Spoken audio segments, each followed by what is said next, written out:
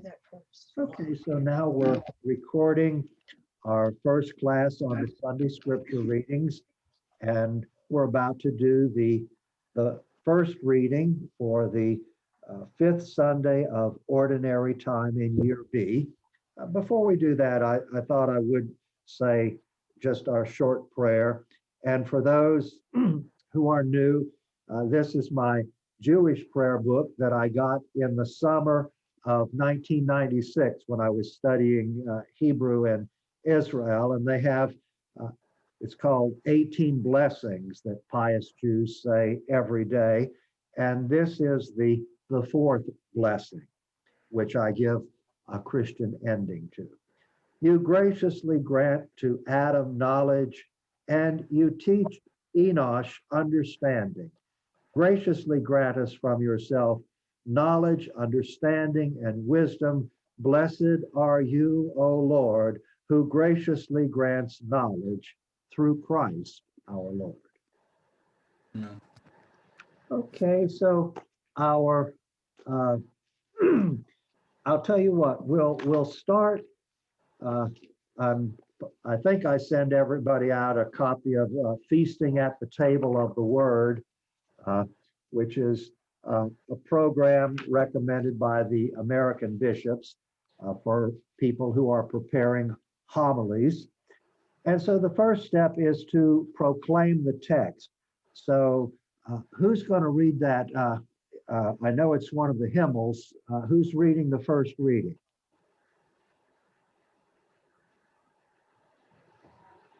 Jane or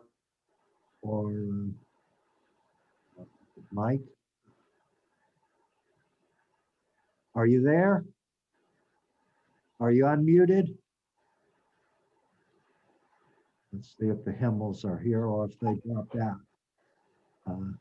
Gallery view. Hymnals, no, Wander alone. Huh, they must have, I don't see them. Okay, is anyone else prepared to read the first reading? Father, I can read it. Okay, go ahead and read that for us. Job spoke, saying, "Is not a man's life on earth a drudgery? Are not his days those of hirelings? He is a slave who longs for the shade, a hireling who waits for his wages. So I have been assigned months of misery, and troubled nights have been allotted to me. If in bed I say, when shall I arise? And then the night drags on. I am filled with restlessness until the dawn. My days are swifter than a weaver's shuttle. They come to an end without hope. Remember that my life is like the wind. I shall not see happiness again." Okay, very good. And I made a mistake. I forgot to give the directions. When she reads it, pay attention, and when she's reading, write down any words, phrases, or images which resonate in your hearing, that touch your heart. So would you take us through that again, please, Margie? And Okay. we'll jot down the words that strike us. Job spoke, saying, Is not man's life on earth a drudgery? Are not his days those of hirelings? He is a slave who longs for the shade, a hireling who waits for his wages. So I have been assigned months of misery, and troubled nights have been allotted to me. If in bed I say, when shall I arise? And then the night drags on. I am filled with restlessness until the dawn. My days are swifter than a weaver's shuttle, and they come to an end without hope. Remember that my life is like the wind. I shall not see happiness again. Okay, and so now it says everyone, but this is usually done with a group of 5 or 6. So if anyone wants to share a word or a phrase that struck you, please just unmute yourself and join in.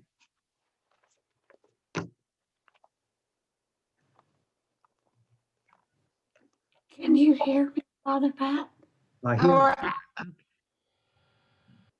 yes, I what hear you. I would like the resident drudgery. Drudgery, drudgery. Yeah. And all, it's just your phone number there, but that's Diane Winningham. Yes, sir. Haven't seen you for a while. So Well, glad, so glad you're here with us, Diane. So glad. thank Uh, paralyzed vocal cords, I see. so it'll be difficult for me to speak. Okay, well, we got drudgery, and we're grateful for all anytime your vocal cords let you jump in. Anyone else? I have the thing that struck me because I like to handle textiles and whatnot is swifter than a weaver's shuttle. That image got me. Yes. Swifter than a weaver's shuttle. And at this point, to keep it from getting too long, just give the phrase. You don't need to give any explanation. Okay. The word or the phrase. Take a couple more. I have one, Father. Yeah. Long for the shadow or the shade. Long for the shadow or the shade. Okay. Father, how about troubled nights? Troubled nights. Troubled nights. Okay. Troubled nights. This is Margie, and I read it, but I like that. Remember, my life is like the wind. Like the wind. Okay. My life is like the wind. The use of the word of Harlan. What? Harlan. Hireling. Hireling. Okay. Yes. Yes. Thank you. Yes. Thank you. Okay. And so now you've echoed a response. That's step 2. And then step 3 is to echo the tradition. And if you're doing this in a small group, the group leader does that. And so generally that's what I'm going to be doing. So you're going to get your tradition echoed back from a biblical scholar, which the average parish study group won't have. Finding Job. In most Bibles, if you open them in the middle, you're in the book of Psalms or close to it. Job comes right before Psalms. So that's an easy way to find it. We rarely read from the book of Job on Sundays. Today's passage and later in year B, there's another 4 or 5 verses that we read. Job is a reaction against Deuteronomistic theology. For those new to biblical studies, Deuteronomistic theology is found in the book of Deuteronomy. No surprise there. It's also found in Joshua, Judges, 1 and 2 Samuel, and 1 and 2 Kings. This is called the Deuteronomistic history by scholars, and it's basically an explanation written after they were conquered by the Assyrians and Babylonians, and how did we end up here as slaves to these people when the Lord is our God? And one answer would have been because Marduk, the god of the Babylonians, is stronger than our God, but they didn't believe that. And so the answer is that it's because we've sinned that we're here. In a nutshell, Deuteronomistic theology teaches God rewards good behavior and punishes evil behavior. 2, this life is the only life there is. All rewards and all punishments are in this life. You can read, I believe it's Deuteronomy chapter 68 or chapter 28. There's over 60 verses of rewards and punishments, and every one of them is in this world. Your animals will die, your crops will wither. 3, if someone has been really good and God has not finished blessing them, he blesses their children. 4, if someone has been really bad and God has not finished punishing them. He punishes their children. Like the Deuteronomist, Job has no hope of a future life. He disagrees with the Deuteronomist that God rewards good and punishes evil. He says, good things come to bad people sometimes, and bad things come to good people sometimes. Life's a crapshoot. So an overview of Job. Anyone who speaks of the patience of Job has never read the book. Even a Catholic who never misses Sunday Mass will hear fewer than 20 verses from it. There is a prose introduction, chapters 1 and 2, and a prose conclusion, most of chapter 42. In the prose story, Job is patient, typo there. In the prose story, Job is patient in chapters 1 and 2, and he's rewarded in chapter 42. But in chapters 3 to 41, all Job does is gripe. Life stinks. He wishes he had never been born. God is not fair. So the chapters 3 to 41 are the poetic section, the great bulk of the book. There are 3 cycles of speeches. Here's an outline of the first cycle. Job makes a complaint to his 3 pious Deuteronomistic friends who have come to visit him. 2, friend Eliphaz speaks. Then Job replies to Eliphaz. Then Bildad speaks. Job replies to Bildad. Zophar speaks, and Job replies to Zophar. That's the first cycle. At the end of 3 cycles, God speaks.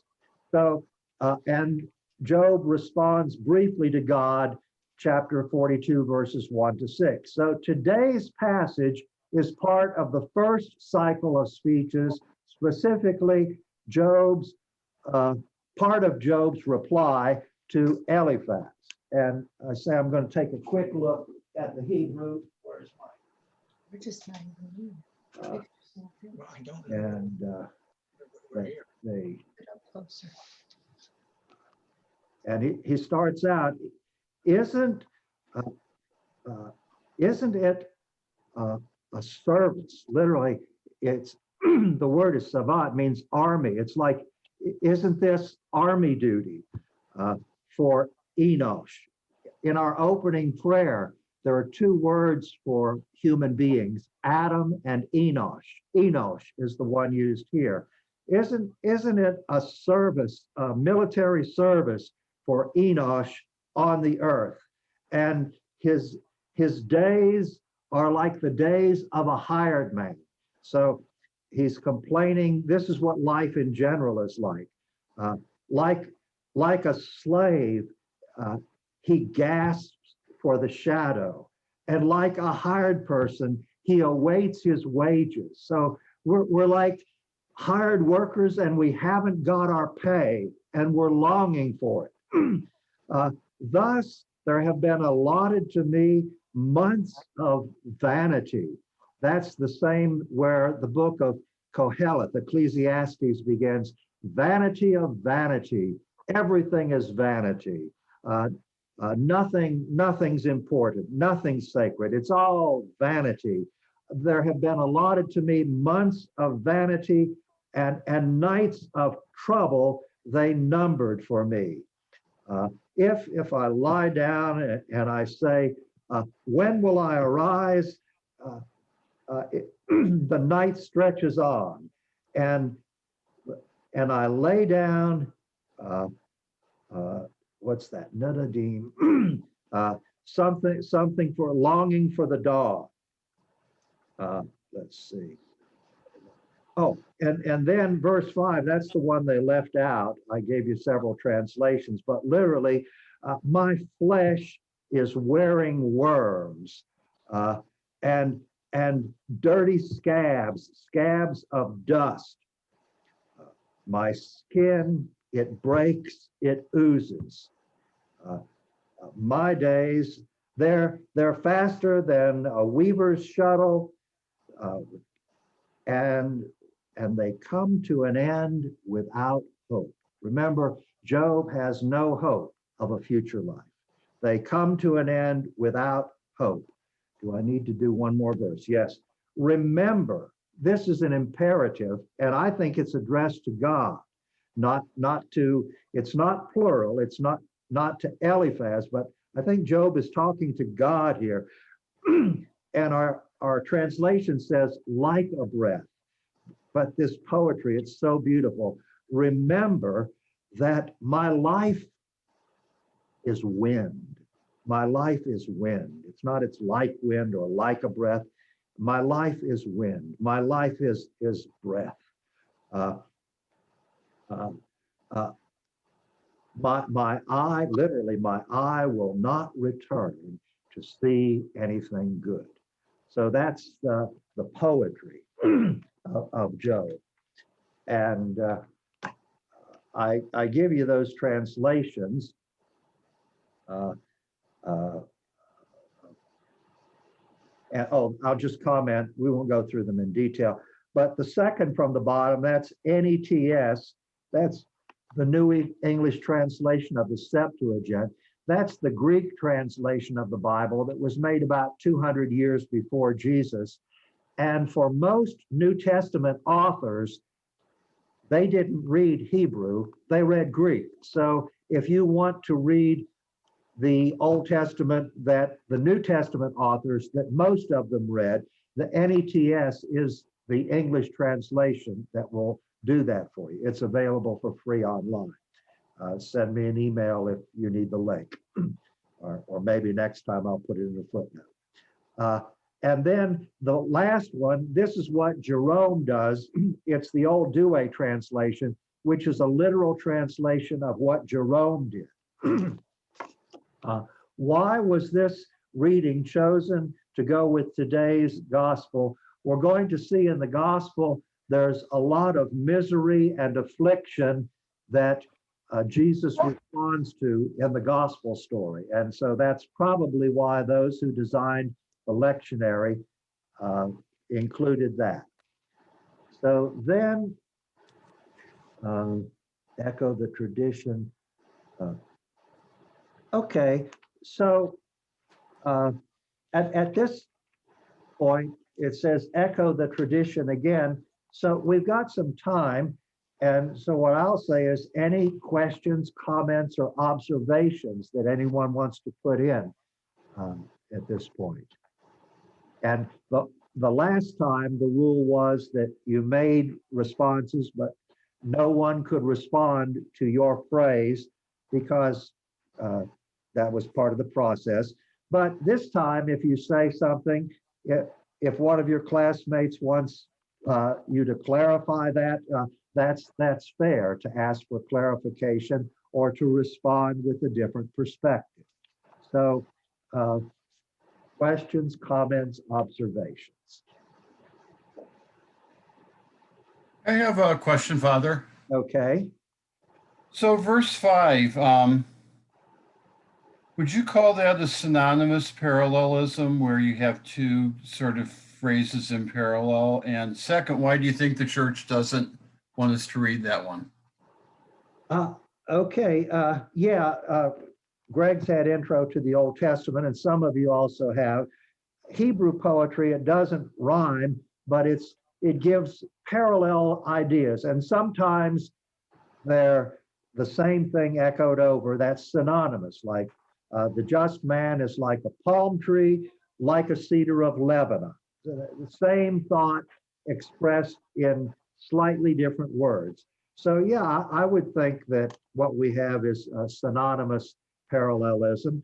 The other main one is antithetic. A wise son rejoices his father's heart. A foolish son breaks his mother's heart. And you have to take both halves with both halves. It's not that a wise son makes dad happy, but mom doesn't care. And a foolish son breaks mom's heart, but dad doesn't care. It's a very compressed way of saying that the wise son pleases both his father and mother, and the foolish son disappoints both of them. So yeah, I would say this is synonymous parallelism. And and as to why they left it out, I honestly don't have a clue. Uh, maybe it's too gross, but scabs and pus and whatever.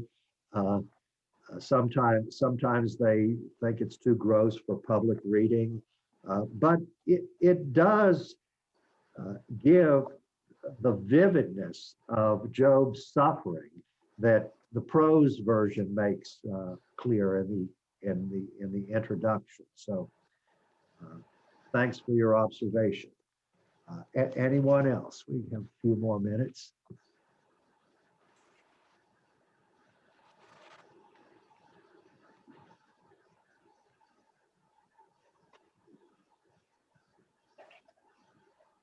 Okay, let's see. What we're going to do is I'll go ahead and I have the NRSV translation, which is used by the Catholic Church in Canada. And let's see, I'll read the NRSV translation. And what are we supposed to do? Okay, so just listen here. Job spoke to his friends. Does not the human being have a hard service on earth? And are not their days like the days of a laborer? Like a slave who longs for the shadow, and like a laborer who looks for their wages? Though I am allotted months of emptiness, and nights of misery are apportioned to me. When I lie down, I say, when shall I rise? But the night is long, and I am full of tossing until dawn. My days are swifter than a weaver's shuttle, and come to their end without hope. Remember that my life is a breath. My eye will never again see good. So it says participants share the good news. What are the good news for the original listeners? What was the word of healing, liberation, consolation, or illumination in the text that you needed to hear? Where is the good news for your parish, for the neighborhood, for the town? For whom in the human family is this text good news?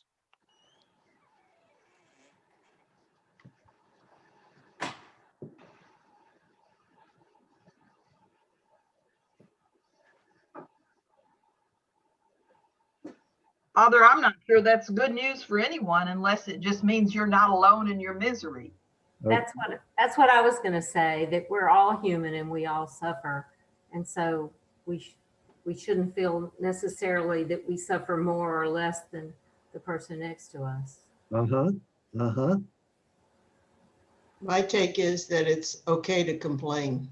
It's okay to complain. Okay.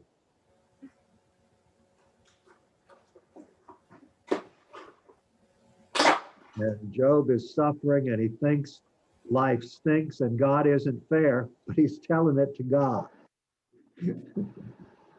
So is God fair? Do we consider God fair? Does fairness enter into our relationship with God?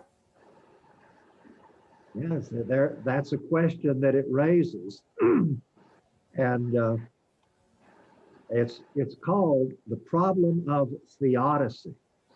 Theodicy comes from theos, God, and the C comes from dike, justice. Is God fair? And great philosophers who believe in God have come down on both sides of it. But that's, and Deuteronomistic theology is absolutely sure that God is fair, that If you're being rewarded, you've been good. If you're being punished, you have sinned. And Job is raising the issue, raising the question. And maybe it shows that the Catholic Church isn't too comfortable with people asking this question. Maybe that's why we read less than 20 verses from the poetic section of Job on Sunday. If you go to a weekday mass, you get more, but not a lot more. Well, way more than 20 verses. Still a lot of good stuff here. Okay, so and then name the challenge. What was the challenge for the first hearers? That would be in the story. It's Eliphaz, Bildad, and Zophar. What was the challenge to them? And or if we take it to say the ancient readers, the book of Job is hot off the press. There was ancient stories about Job, but this edition of the story is now hot off the press and they read it. What's the challenge to them? And then what's the challenge for us today? Because every reading is good news in some way, and every reading is a challenge. Can be, I guess. Father, I think the challenge, at least to me, is for them to not, to convince Job not to give up. That, to convince him that things aren't really that bleak. There is a light at the end of the tunnel, although it may be a very long tunnel. So that's their challenge. Another possible thing would be their challenge is to be quiet and listen, to let Job rant. And I remember when I was a seminarian, high school seminarian, I was extremely conservative and not at all happy about Vatican II. And I would practically pound on the spiritual director's desk. One more change and I am out of here. And he would let me rant. And when I would finally just be, then he would say, okay, now, Pat, the Holy Spirit is in charge of the church. But he didn't cut me off. He let me rant. And sometimes the response is silence. Sometimes we're with people who are suffering real bad and we don't have an answer, but our presence is our answer. And we don't have to say, I'm here with you, because I'm sitting right there. So yeah, there. So lots of challenges. Well, we're about to finish up on this first one, so I'm going to stop the recording.